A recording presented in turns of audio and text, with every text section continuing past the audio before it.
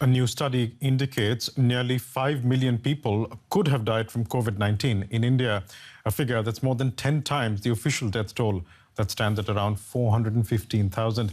Researchers from the Washington-based think tank, the Center for Global Development, calculated that during the pandemic, between 3.4 million and 4.9 million more deaths occurred than would usually be expected in the same time period.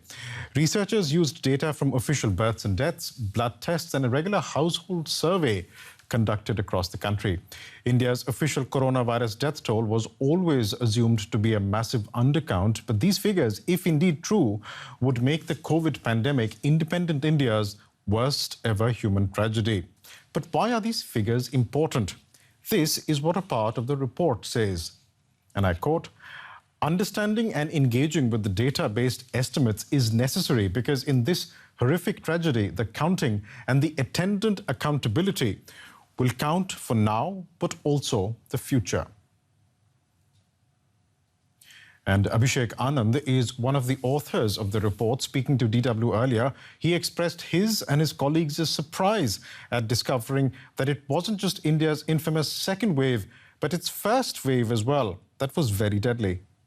We were surprised, to be frank, because primarily because people have been talking about second wave, which we had in India, which lasted from around May to late June. And people knew that the official estimates were quite an undercount. But what was surprising for us that even in the first wave, which started in around, say, April and went on till around August, September, the number of deaths that we finally found based on our different estimates was very, very high. So it was very surprising for us. There are many reasons, in fact, why official numbers could be an undercount. One reason is in rural India, basically the infrastructure is not proper, the health infrastructure. So unless somebody gets tested, gets admitted in hospital and gets treated, you never get to know whether a person died of COVID or any other issue. What we found in our study is that people earlier believed that it was much more of a city phenomenon, more in urban areas. But we see in our result that equal number of people have been affected in rural areas as well. And because we can't really reach out to people in rural areas, they cannot get tested. So, obviously that leads to an undercount to such an extent.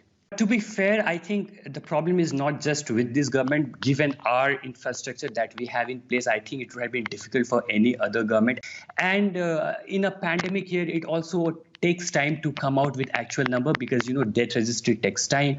Because now we are actually getting numbers. One of the methods that we rely on is basically using official deaths that have been registered. Now, because there was a prolonged lockdown, so it was difficult for people to come out and get there.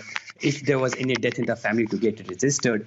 Unfortunately, I think we are still lacking in response in terms of policy as well as targeting people, reaching out to people who have actually suffered.